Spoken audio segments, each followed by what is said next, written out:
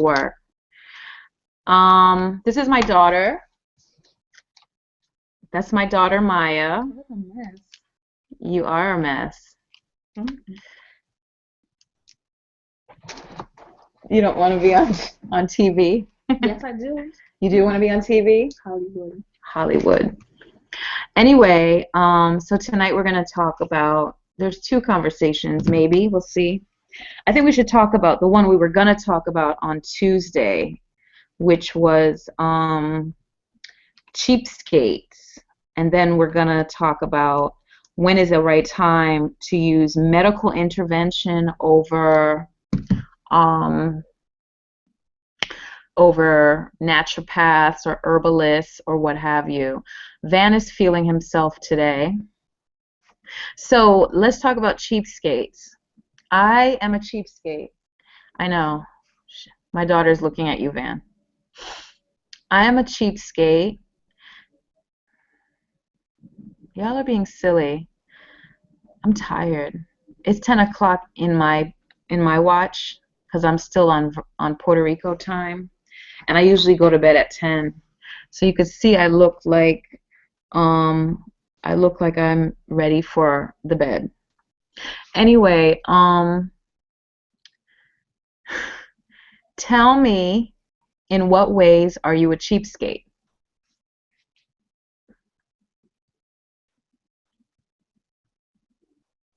Now, Claire, you know you cheap as hell, so go on and tell us. Oh, whatever. Oh, whatever, man. Nah, I was just gonna say I don't think I'm really a cheapskate. I think like I go like over like quality over quantity, and yeah, I don't mind spending out. I don't think I'm a cheapskate. You're a cheapskate, man, right? Go ahead and tell us. Go on. It's now time to confess, man. Let me tell you something. I'm so cheap that if I took you on a date, first of all, we're going to White Castle. You can forget about going to any restaurant to sit down and I'm spend $100, okay? I don't even buy drinks at the club. I don't buy drinks. They buy me drinks. I'm so cheap that every time I go into like a Starbucks coffee shop, I take so many tissue because I don't want to buy tissue, and if I happen to run out of, toilet paper, I got tissue from 2010. That's how cheap I am. But you want to know something? To be honest with you, I'm really not cheap at all. I mean, I'm actually a very extravagant spender. If I go out, if I go and I'm entertaining and I'm out on a date, I'm such a heavy tipper that I've gotten into disagreements with my date because they're like, why are you tipping so much? And my thing is, these people are living off of this. Like they might get a little stipend, a little something per hour. And if the service is great, now if the service is shitty, I'll still tip the required tip and they'll only get the 13%. But if the service is excellent service, I will I'll probably go 50% and above. I mean, if the bill comes back 100, and if I'm feeling inspired, I might hit them with $40 or $50. And I mean, people get pissed at that. They get pissed. They're like, what's wrong with you? And I'm like, why do you care? It's my money. No, but you're not supposed to do that. Like, it's a real passionate thing that people feel that they should only tip, a certain amount. And some people don't tip, believe it or not. Some people don't tip. Yeah, I know you don't, Sky. I can imagine that. That's a shame. That's a shame. But you see, what goes around comes around. Remember that, you see? But no. And like people will they'll order out food and they don't tip the driver. I think that's insane. That's really insane. Like, if I order out food, I'm a generous tipper because I'm like, first of all, I want them to know me. As I frequent these places, I want them to know me. I've been known to go into the back and meet the cook. I meet all the service people, and there are a couple of restaurants that I frequent that they know me. And every now and then, like if I don't tip the actual waiter, 50%. I might tip 20% and give everybody like a little $2, $3. I'm like, hey man, I know it's not much, but I appreciate you being here today, and you made my experience tremendous. I know it's not a lot, and they're like, wow, I appreciate that. So really, I'm not cheap, but I do collect a lot of tissue. For it's like a habit, and there's a reason behind it, and I'll get into that another time. But yeah, I'm not cheap. Sky, I would love to hear your shenanigans because I know you're a cheapskate. That's why you brought this up. Okay, I am a cheapskate. Let me tell you all the silly things that I do. So, first of all, um, everything in my house, I use everything up to the bone. If there's a bar of soap, I make sure I stick it on the last bar, the new bar, so that it melts all the way through and through. I don't throw, people throw that away usually. I don't throw that away. I add it to the next bar. I also buy liquid soap and what I do is I'll use it maybe like halfway, then I fill it with water and shake it up, and then I keep using it, and then when it gets really low, I'll add more water. So I've doubled or tripled it. Huh? What else? Toothpaste. That thing, I take that thing and I take a butter knife and I squeeze that sucker and bring all the toothpaste all the way to the front. Roll it, squeeze it, and I don't buy another one until, look how homey I look. I look homey. Anyway, I don't buy I don't buy a roll. I don't buy toothpaste until it is done. What else? I always turn lights and fans off when you're not in the room. I turn them down. I turn them off. I do that constantly all the time. What else do I do? Food shopping. So I'm a person, and I think I got this from my mom. She wasn't like this. She would go grocery shopping and bring in like 10 bags of groceries. And there's no room in the refrigerator or freezer or cabinets to put anything because there's so much stuff that she needs to buy. And the freezer's packed, and you got to pack more stuff in there. And I'm the exact opposite. I eat everything in my refrigerator, freezer, and cabinets. I don't go shopping until there's nothing to eat. Like when we're down, of course, if I have a retreat or I have guests, that's different. But when we're just living, on our own, I don't buy any food until there's nothing there. Like we need to go buy food. I just keep making and creating dishes. If at the very last day or two, all we have is like rice, beans, an onion, a matchstick, I'll just blow that heck up and make something out of it. I'll make a pot of rice and beans. Or if we only have rice and a tomato, I'll make a tomato rice. Like I don't buy anything more because I couldn't stand a packed refrigerator that had a bunch of waste. You go in there, eventually stuff is getting rotten, and I hate that. And then, so say I cook a pot of beans. I don't waste any food either. So if I don't want to eat the beans, because I'm not really a leftovers eater, if I don't eat the beans tomorrow, then I'll make something else, but throw that pot of beans in it. Like maybe I'll make a lasagna or something way different. I'll throw the beans as one of the layers of the lasagna. You know what I mean? People were like, wow, I never thought of putting beans in lasagna. I said, me either. But I wasn't going to throw it out. So we just recalibrated this lasagna, and we recycled it and whatever. So when it comes to that kind of thing, I'm really thrifty on that. In terms of clothing, I don't care about nobody's designer, anything. I don't buy no brand new clothes whatsoever. I can't. There's certain things I do buy new, but it's only like necessities, I guess. But I go to the thrift store. That's the first stop I go to when I want to get some clothes. And I don't buy clothes because I need a new shirt or I need a new this. I don't go because, oh, let me go. You know how people go shopping for therapy? Like, oh, I want to go shopping. I don't do that. I go because I need something. I need a shirt. I need a pair of pants. I need, the stretchy leggings or whatever to work out in or what have you. I go because I need something. I don't want for anything. I'm not into this. I want a new this. I don't care about that stuff. I'm not into like material girl or like I have well, my children, they're very name brand oriented. Like, what bag did she have? Maya has some Sean John bag, or she thought my bag was Michael Kors. I was like, who's Michael Kors? I don't know who the hell he is. I don't care who he is, honestly. So I look for practicality, I look for simplicity, I look for a deal. And here when I'm in Puerto Rico, I notice that people like new things there. So they would buy like a broom. No, let me not say a broom.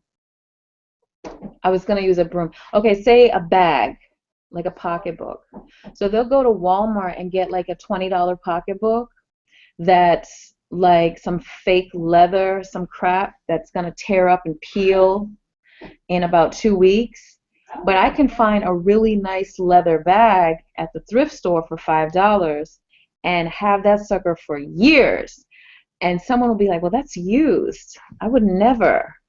And I just don't think that. I've gotten, especially when I used to live in Baltimore, I've gotten sheet sets from the thrift store. I've gotten my whole house. Oh, you're making faces now, Van? My whole house, every piece of furniture is used. I didn't buy anything new. I bought, yes, even the beds. I bought them from house sales, like when people are moving.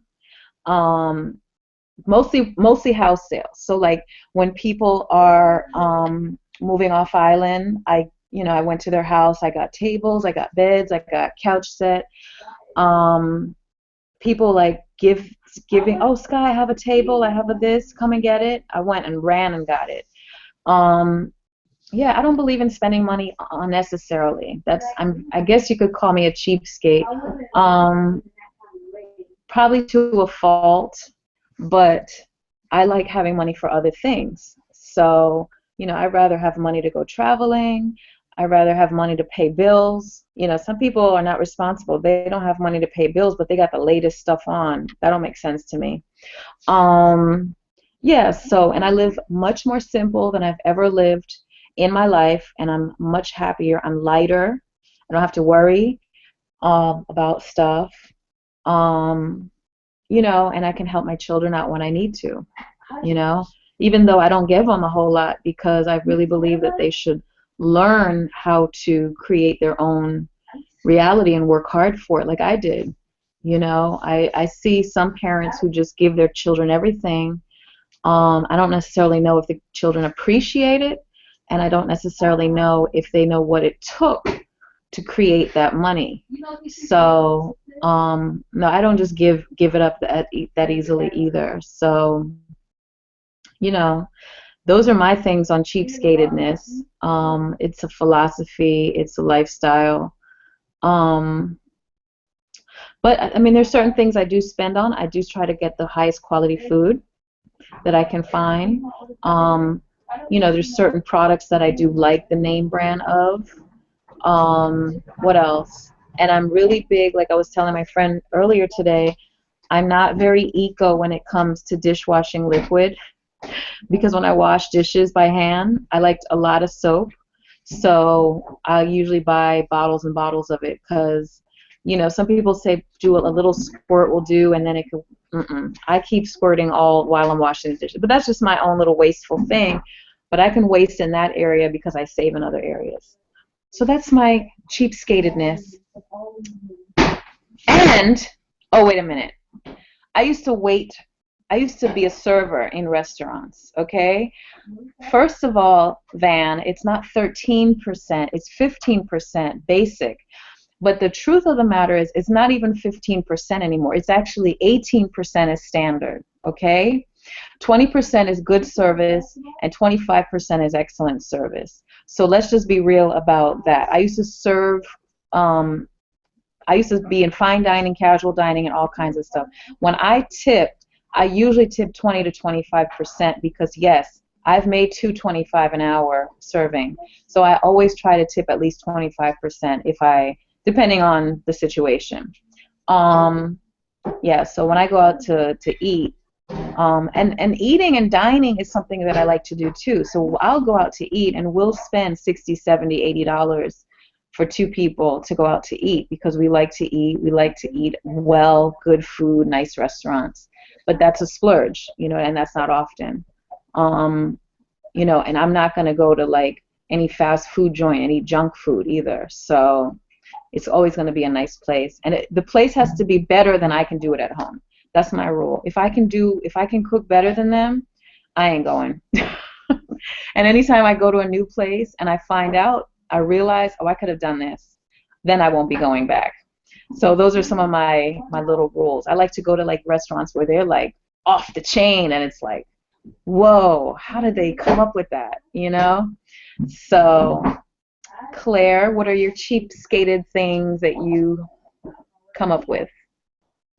Well, I was going to say, we actually don't tip here in Australia. I actually don't get that, actually. Like, I think we should tip because, I've been to the United States and I know a lot of people making a living off, tips, especially in hospitality.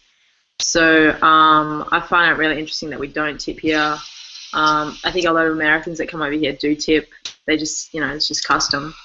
But for me, yeah, I guess sometimes I guess I can be a little bit of a cheapskate, but I like to, I have been extravagant with my spending sometimes, so got to keep that in notch. Yeah, things like, using the bar of soap down to the last bit, yeah. And but I'll go for the specials, getting all the liquid soaps. Like, I won't buy just one. Like, I'm like with Skai, the dishes got to be washed, man. They got to be washed. So, like, I'll get, like, a few bottles, and it's got to be the top liquid, so I, get all the soap suds in there and get it all done. What else was I going to say?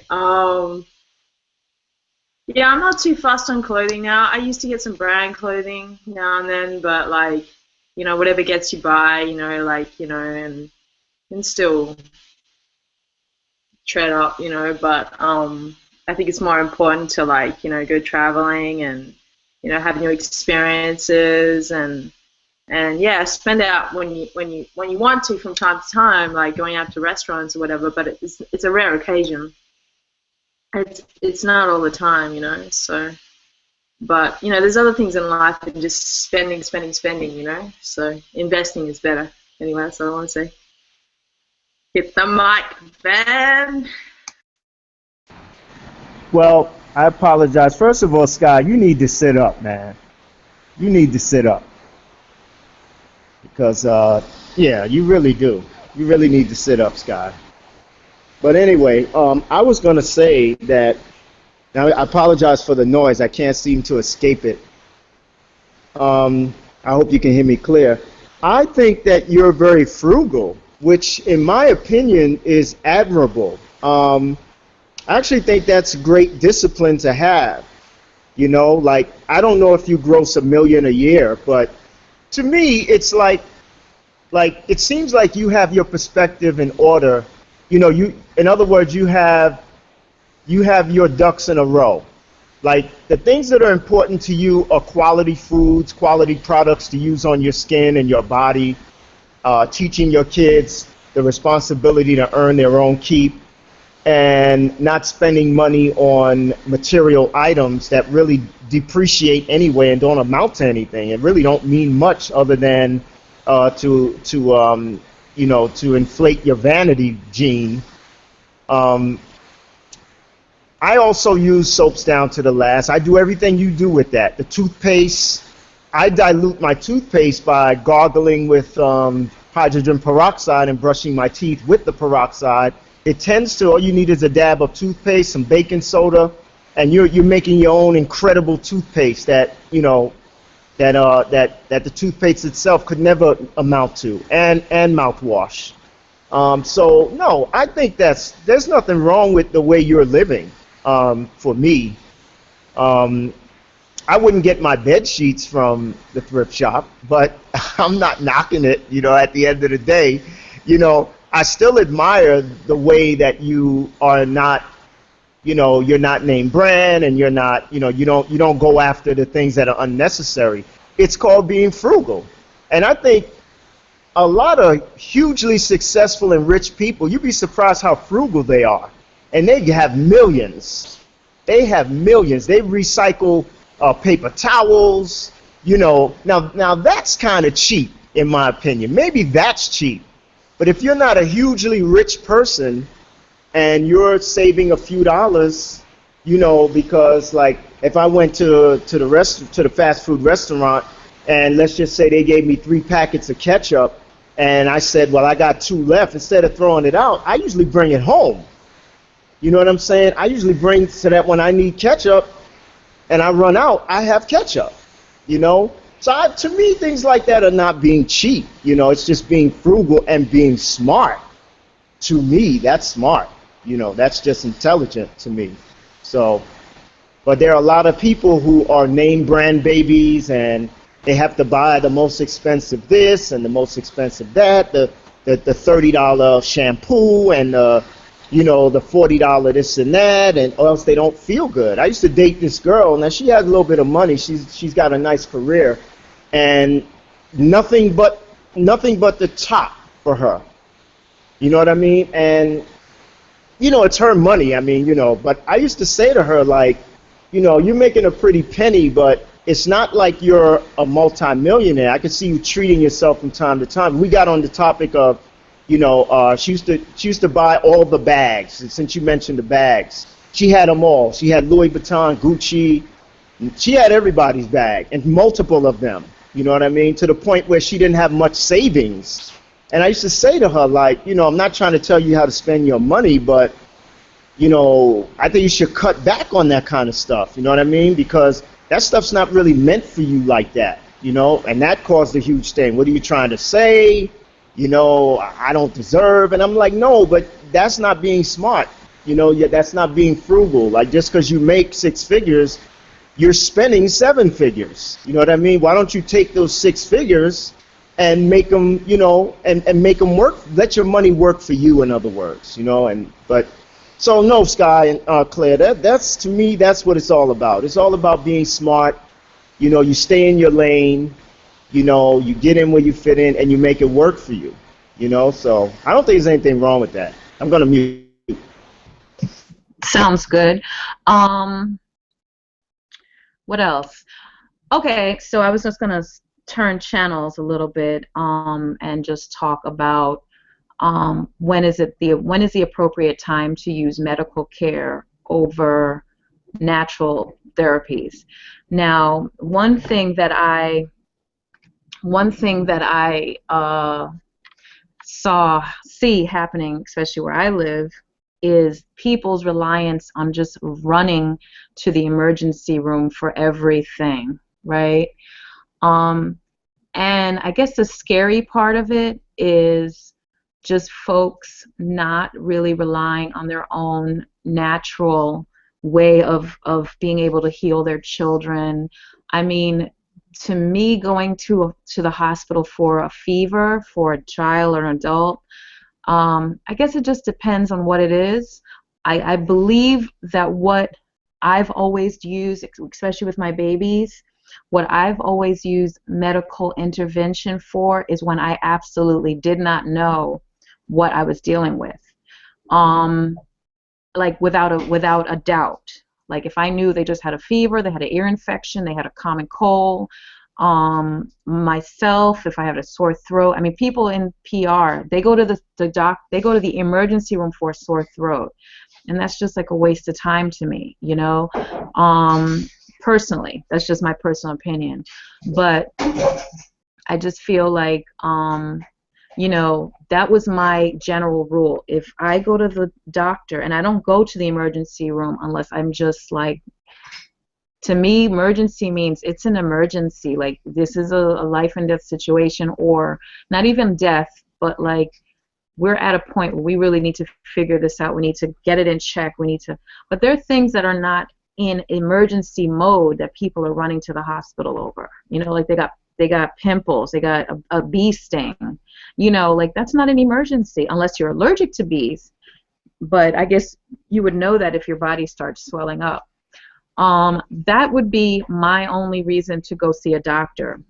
Now, I don't recommend this for most people because I don't think most people are confident in healing themselves.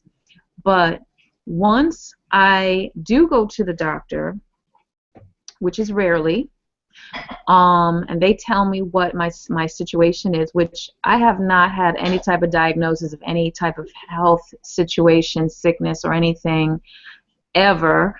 My son is 6 years old, and he's never been to a doctor before in his entire life. Why? Because he doesn't get vaccinated, so he has no reason to go to a doctor at all.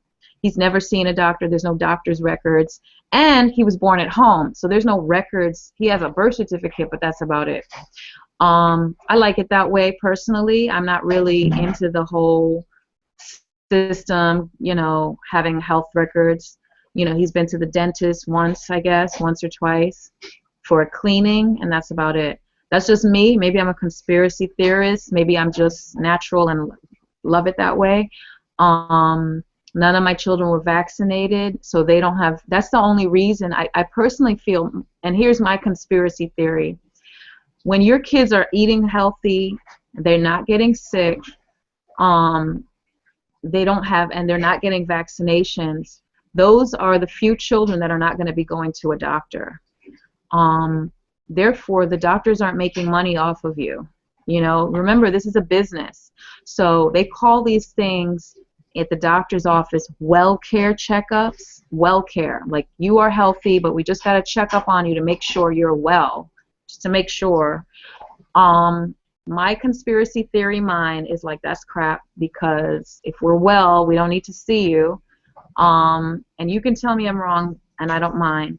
But like I said, I have raised 5 children. I don't take them to the doctor at all, unless it's absolutely necessary. I'm not, like, I know people who don't take their children to doctors. I do, and I will. For example, when I first got to PR, my daughter tripped and fell, and she had like a big cut here.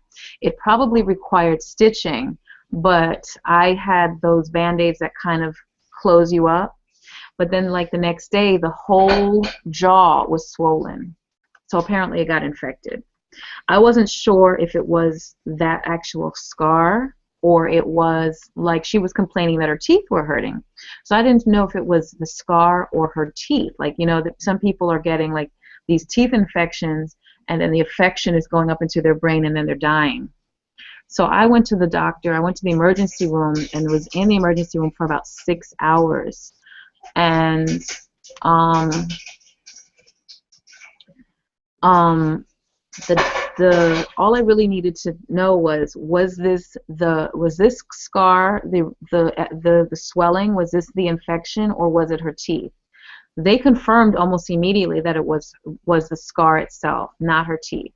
I could have just left at that point, but I was trying to get amoxicillin, which I'm not into antibiotics on a regular basis, but for certain things I want a fast situation, and they refused to give me the prescription. They wanted to give her an IV. And I said, no, I wouldn't put an IV in a child just to give her some antibiotics. If you can't give me the liquid prescription, that's fine, I'll just leave. So I left. And the very next day, I was called by the Department of Social Services in PR, and they said that you left the hospital and you didn't take the recommendation from the doctor. And I said, yeah, he told me that he wanted to put an IV in my daughter. And she said, well, you know, that's illegal. You can't say no to a doctor in Puerto Rico. And I was like, well, in my world I can. And the only thing that got me out of this so-called investigation was the fact that I said that my ID was Maryland. So I I used my Maryland driver's license and said, well, I'm leaving, I'm going back to the States, which I wasn't, but they just kind of like wrote it off. So anyway, I had learned from that experience that in PR, when you walk into the hospital, you lose the rights to your children. Like, you have no say. Whatever they recommend, you have to go along with. And that's just disturbing to me, because there's no way you're going to recommend surgery. Anytime you break the skin, you are doing a surgery. And there's no way that I'm going to allow that, period. So that's kind of where my philosophy and mentality is, the difference between natural and alternative. And just so you guys know, when we did finally get home at like 3 in the morning, I gave her like a couple capsules of golden seal. I also opened a few. I put it in her cut right there. I gave her some echinacea, some garlic. I gave her all types of like herbal, natural stuff. And she slept it off. And the next day, she felt better. The swelling had gone down, and it started healing itself. And she was fine. So I'm going to mute.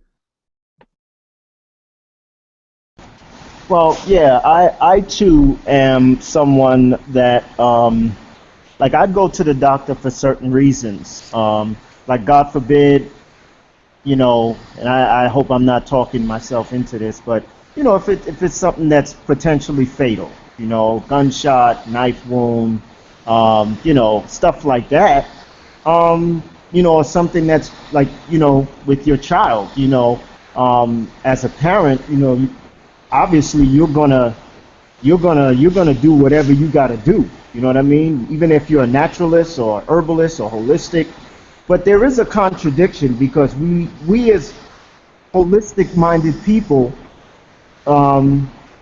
we kind of preach against allopathy, but there are times that we'll use it. And I would love to get to a place where I don't have to use it. I know there are things that to be learned. I mean, do we really trust the holistic structure and the vibrational healing and those things like that, the herbs, and because when something is really, really prevalent, we'll run to the doctor. Let's be honest. You know what I'm saying? If I woke up and my head was this big, shut up, Sky, shut up, Claire. It is not that big, but if it was, I'd run to the doctor. I'm not gonna lie, and I'm totally into herbs and natural healing. But in a sense, that's a contradiction to what we preach. You know what I mean? To a degree. So. But if I needed the help, and like I said, I would love to not need it, and maybe there's some more education and some more development on my part to trust in my abilities to heal myself. I would still go. But whatever medication I'm given, first of all, I wouldn't take just any medication. I would, but if I had to take it, I would take it, but then I would cleanse myself completely. Like, once the trial is up, let's say if there was some infection, and then once the trial is up, I would completely detox, cleanse, I'd water fast. And that's another thing, this show started out as a water fast show about natural healing and water fasting. I think that is a tremendously great way to stay ahead of the bubble of any infection, of any viral infection, or you name it. You know what I'm saying? So, once again, everything kind of surrounds that topic, of water fasting and detoxing and cleansing, alkalizing, hydration, it's what it's all about. And I guarantee you, if you stick to that lifestyle and you eat properly, even when something happens to you, you will heal so much quicker. I gotta believe that. And I gotta believe that we don't need allopathy medicine at all. I certainly don't believe that we need vaccinations. And like you, Sky, my children, for the most part, they had a few vaccinations, but very few. And I don't even know how I got away with it, because to be honest with you, it's sort of like you have to do it, like you're risking you're risking the state getting involved. I don't know how I slipped through the cracks, but my kids, let me not say that too loud. Well, they're grown now. Sorry. But anyway, really, it's like we don't need that stuff, and that stuff adds more to, in my opinion, conspiracy theorists or not, it adds more to people being sick. These flu vaccinations, and all these things. To me, there's a connection with autism and a whole plethora of things that is wrong. You know what I'm saying? So, I think that, like I said, there's a bit of a contradiction there. I'm guilty of it too. I've done it. I probably will still do it. But I would love to get to a point where I know enough and I trust myself enough and my higher self that I just, no matter what happens, I'm not dealing with doctors, per se. What you think, Claire? And shout out to Prema Kadir, and shout out to Mickey Howard, Jeannie Brown, shout out to Monique Gadula, Christopher Aaron. The list goes on and on. The infinite science of the infinite mind, Zen Butterfly, Kevin Prieto, Greg Day. Oh man, if I left you out, I love you. Disha Fornese. The list goes on and on. I'm gonna be shouting you guys out all the while anyway. But what do you think, Claire? Shakti. Shakti loves living life. Right. I always forget the last part, but Shakti, yes, that's my girl. Holistically. Yes, loves living life holistically. That's right. Claire, what you think, baby?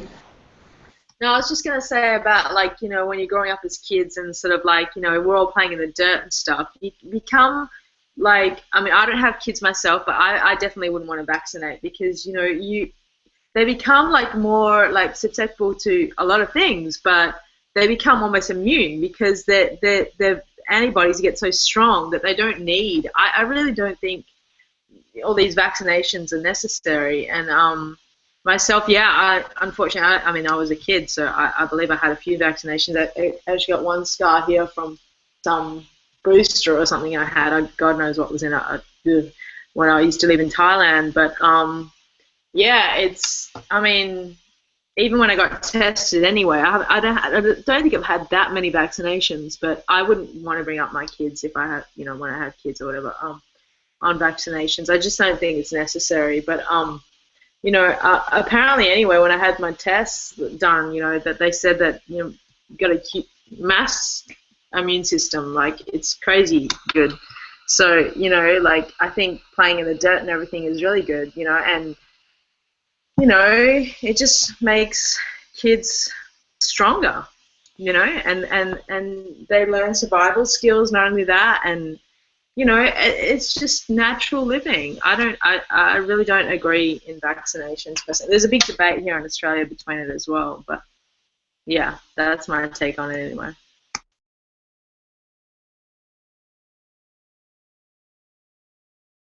Yes, I agree. Um,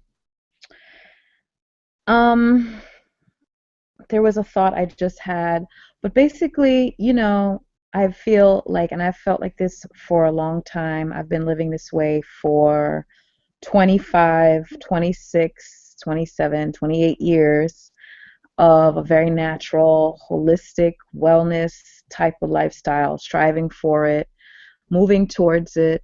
And I just really feel like you mentioned water fasting. I mean, if we live healthfully, like getting sick is not really even gonna happen. So that's why having emergency rooms are for real true emergencies. Accidents happen. That's something we have no control over. But being healthy is really about, watching what we eat and what have you. And if I ever get a tingling in my throat or feel any type of way, and it rarely happens, but if I hear about somebody, then I immediately start drinking cayenne in water, in tea, in orange juice, and it just starts killing infections and viruses and germs right in your system. And that's just like the first, like that's what I call the first aid.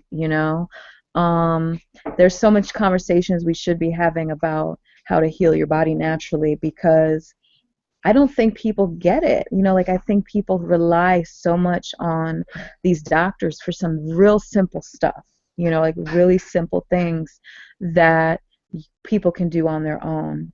And, people are getting surgery, and they're getting, all these different um, ailments that they go to doctors for, and I don't really see it as necessary. Like, here's another look at the reason why, like, natural living over going to the doctor.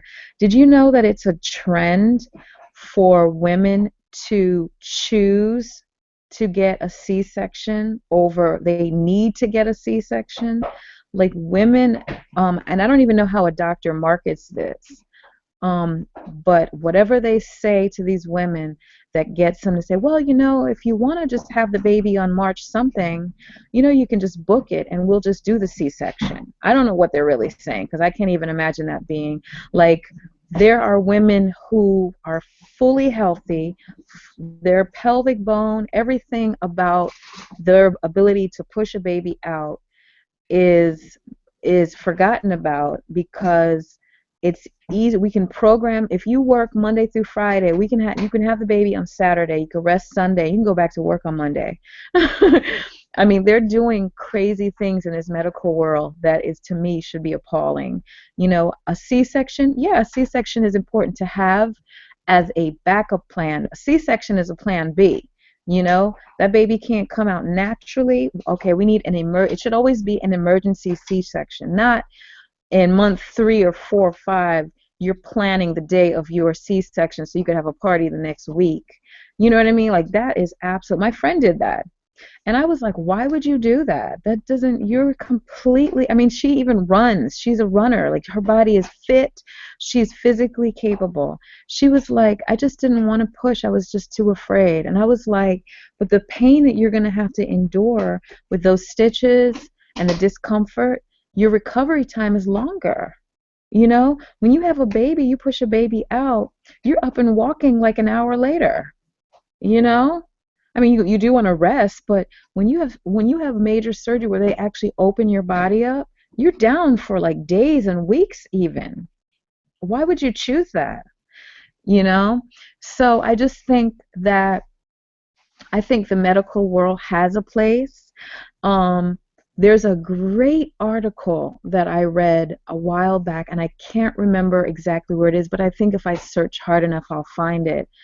But basically, so back in the day, and I can't really give you the exact dates because I don't remember, but I have to reference that article again and maybe talk about it again.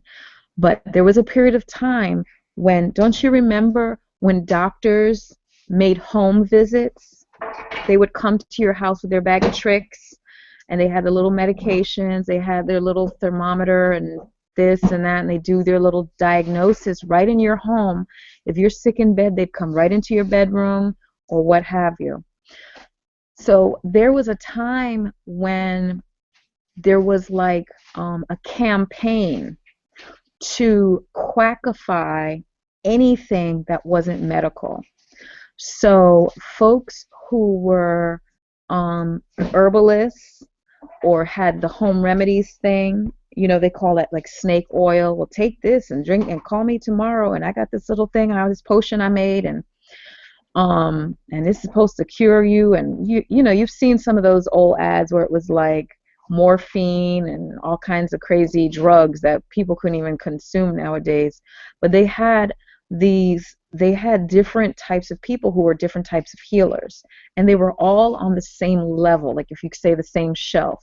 They had the medicine guy, they had the MD, they had herbalists, they had different kind of healers, and they would all be on the same shelf.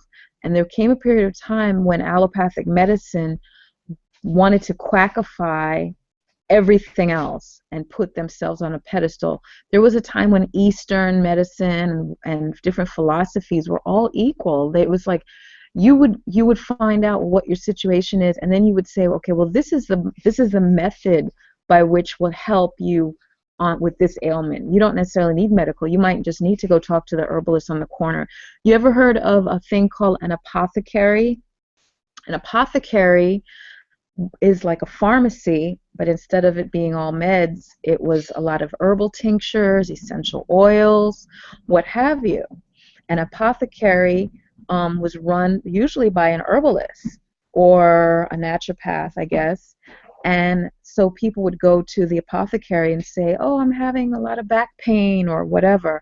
And the apothecarian or the pharmacist or whatever they're called would give them some kind of like mentholated oil, say, have your husband rub your back down with this and, you know, rest and maybe do some stretches and stuff like that. And then all of that became secondary. You know, that all became like inferior to the medical establishment. And the medical establishment started earning so much money, especially through insurance over the years, that they were able to set up things where they can just sue people.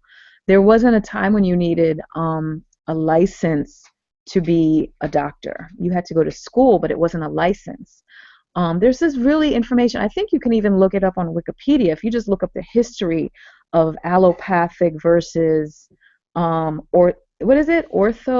Is it orthopathic? Or anyway, there's the different pathics, the different types of healing. Allopathic being medical. If you just look up the history of those, that's when those stories start coming up. I think that's how I found it.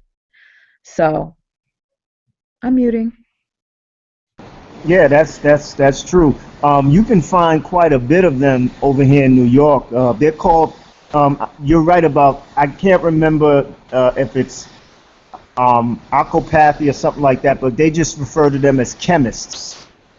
And there are quite a few of them, especially downtown, like in the Village. You know, there are like 5 of them that I've seen, and apparently a lot of people, you know, and I think they're run by actual chemists or naturopathic doctors. I'm not sure, but yeah, you can find those. It's not a pharmacy. It's nothing allopathic there. You might be dealing with extracts. You might be dealing with, you know, chemical balances somehow. I'm going to walk into one of these days and really figure out what they do. You know, I'm going to ask some questions. But yeah, you can find them, man. They're here. They're here, especially in Lower Manhattan. You'll find them. I've seen quite a few of them. I've just never really gone in there and checked it out. But that's a good one. And when you said the part about take this and let your husband rub your back, Sky, which husband?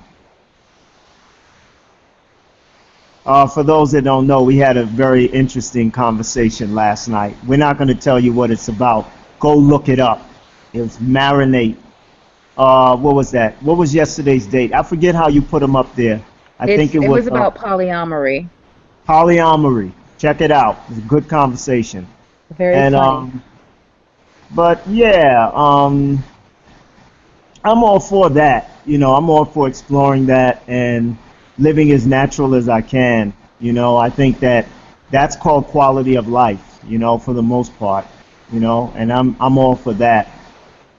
So, but anyway, I'm going to probably go because my phone is about to die on me. And, you know, that was a very, actually, Sky Juice came up with those topics, and they were excellent. So I want everybody to give her a standing ovation right now, no matter where you are. All right? You ought to get up and clap. All right? And shout out to Vera Helena. I didn't forget about you. And so anybody else want to share before we call it a night? Claire, go for it. No, it's all good. I agree with it. What you're saying is true. I was just looking up before the call on another thing to look up. It's on Wikipedia. What is that? What did I search? Something like, I think it was the topic that we had tonight. Just the history of alternative medicine. Oh. I'm just looking at it now. I haven't really read a lot of it, but it's interesting on Wikipedia. It's talking about I think, what was the term that you used, Sky? Is it orthodoxy? No. Osteopathy, allopathic.